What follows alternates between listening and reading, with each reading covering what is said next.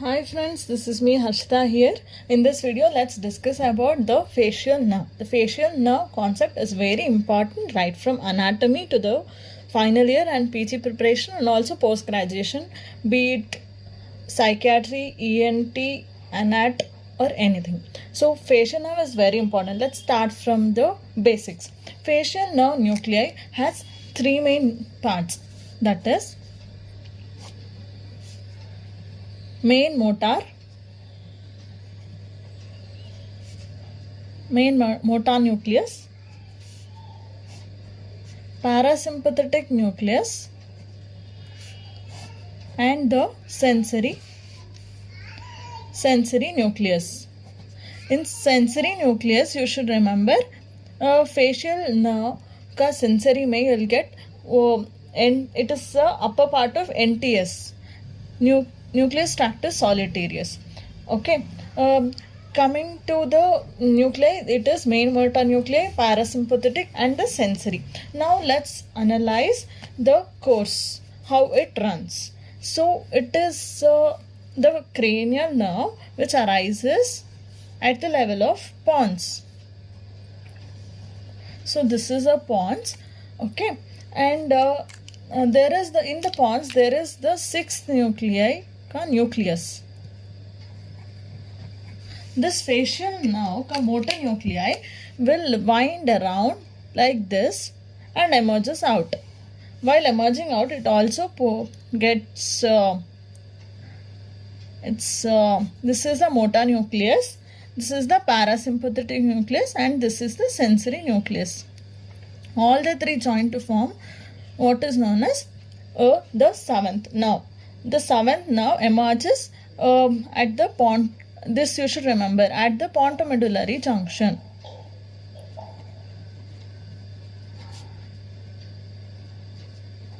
And the question can also be, what is this structure known as? This is known as facial colliculus.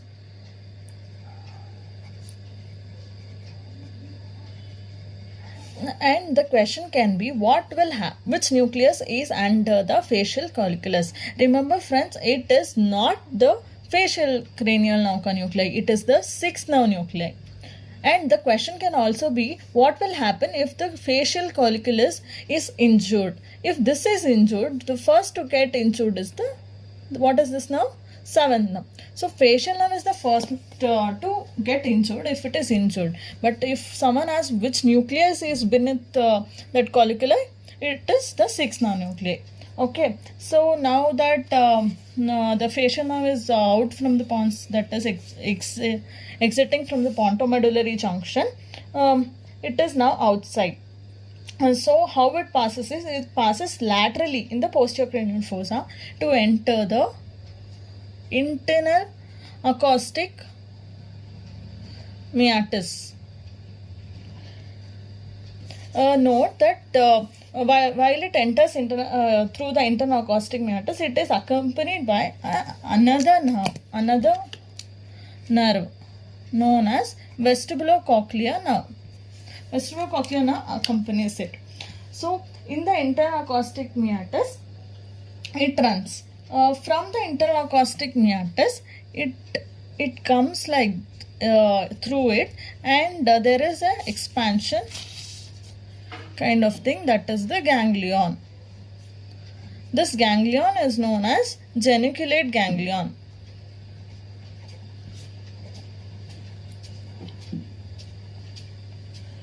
Now you should know, from internal acoustic meatus to the geniculate ganglion, the nerve which is present is known as the labyrinthine part.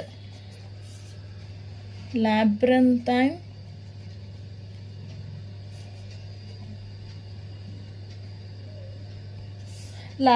part. This is the narrowest and the shortest segment of the intratemporal part of the facial nerve.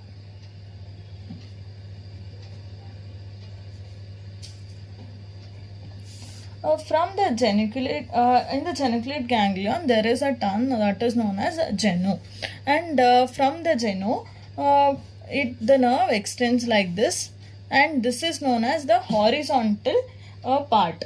If someone has the horizontal part extends from the geniculate ganglion to the pyramid. Okay, this is the pyramid.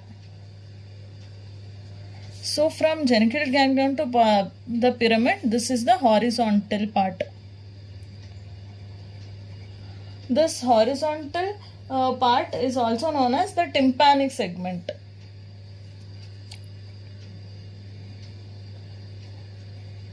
Tympanic segment. And this horizontal segment lies between the two structures, that is the oval window above, the oval window below, and the lateral semicircular canal above. Lateral semicircular canal is above and the oval window is below.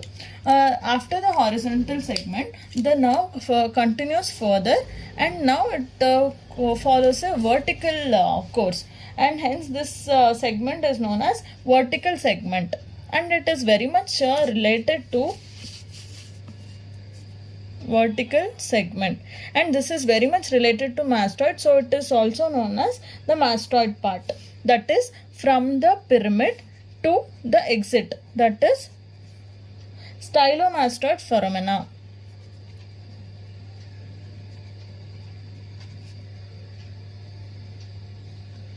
And from the stylomastoid foramina, the nerve exits out. Okay, now let's learn the branches. While exiting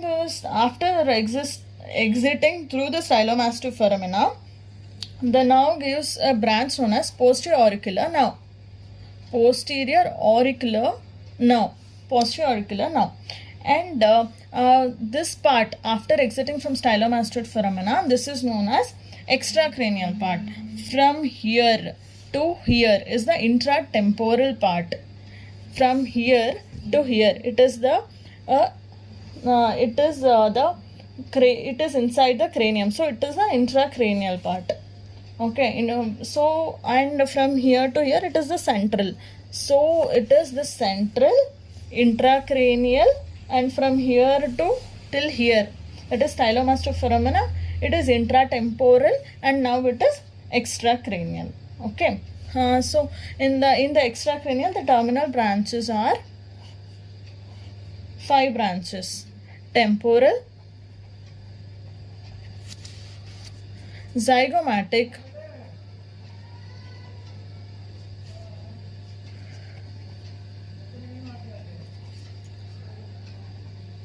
M and C.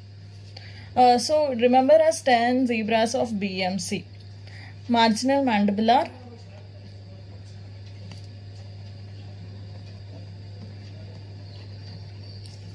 cervical branch. Okay, so these are the terminal branches, and you should also know a very important thing, that is from the geniculate ganglion there arises a nerve known as greater petrosal nerve.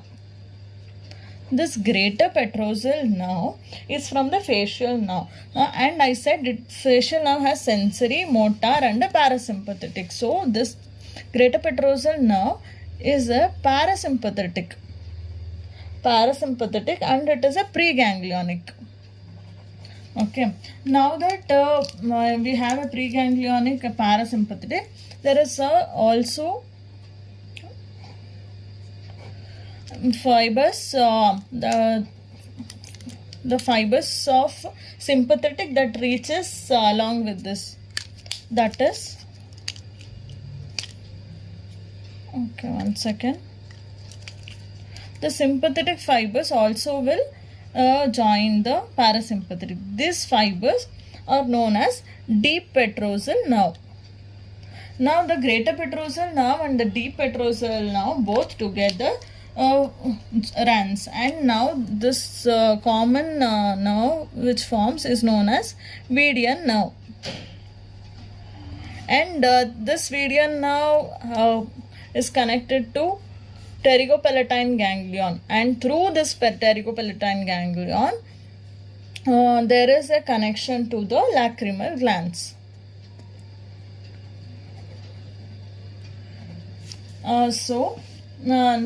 So we learned how the facial nerve supplies the lacrimal gland through this connection. And also you should know a few more branches. That is from the vertical segment there is a branch to the stapedius known as nerve to stapedius.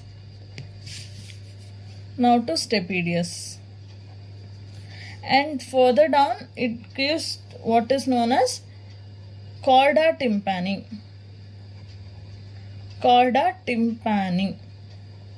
And this chorda tympani is connected through a ganglion to the lingual nerve. And this ganglion is known as SMG, submandibular ganglion. So now that we learned the various branches of the facial nerve, and I said the posterauricular nerve is a branch, is also a branch, right? We should also know the muscles which the posterauricular nerve supplies. That is posterior belly of digastric, stylohyoid, auricular muscle, and the occipital. Just remember, this is a posterauricular, just behind the auricle. What you will find? You will find the auricle muscles, right? So auricle muscles, and just behind that is the occipital part, so occipitalis. And near to that is only the posterior belly of digastric, which usually always is with the stylohyoid muscle. So these are the muscles supplied by this, and these terminal branches supplies the facial muscles. Okay, so this is about the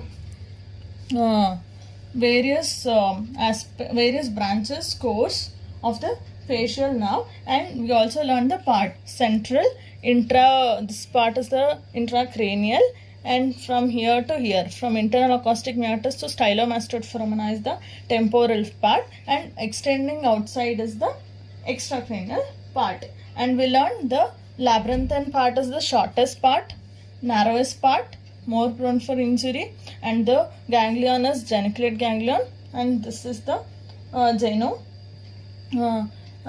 which forms the geno. And we learned the greater petrosal is a parasympathetic preganglionic, and the deep petrosal nerve is a sympathetic postganglionic fibers.